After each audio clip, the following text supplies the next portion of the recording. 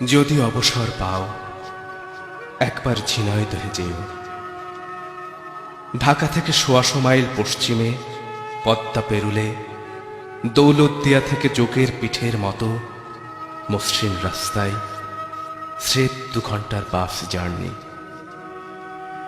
প্রকৃতির বড় আদরে গড়ে ওঠা ছিমছাম এক ছোট্ট শহর ঝিনাইদহে যেও, যেখান থেকে ৭১-এর প্রথম বিজয় শুরু।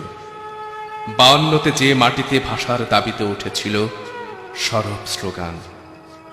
দ্বীপ্রহর জুড়ে পোস্ট অফিস মোড় এখনো উত্তপ্ত থাকে তরুণ ছাত্রনেতার ঝাঁঝালো বক্তৃতায়।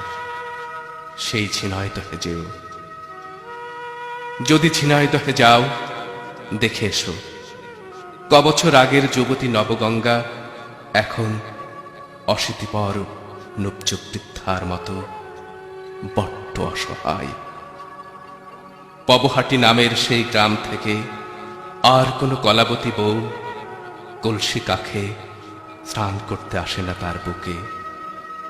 কাঞ্চননগর কলাবাগান থেকে আর কোনো তরুণী নবগঙ্গার জলে ধুতে আসে না তাদের অন্তর্বাস।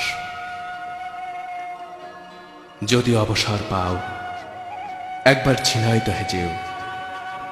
জেনে এসো সেখানকার অভিমানী মানুষেরা প্রতিবাদের ভাষা হিসেবে কেন বেছে নেয় আত্মহনন। নির্ভীক যুবকেরা নির্বিবাদে কেন প্রতিপক্ষের হত্যায় পরিতৃপ্তি খোঁজে। আদর্শ পাড়া আর আরাবপুরের তুখোড় কিশোরেরা এখন এতটা কেন বেপরোয়া, এসব জানতে পারবে যদি ঝিনাইদহে যাও।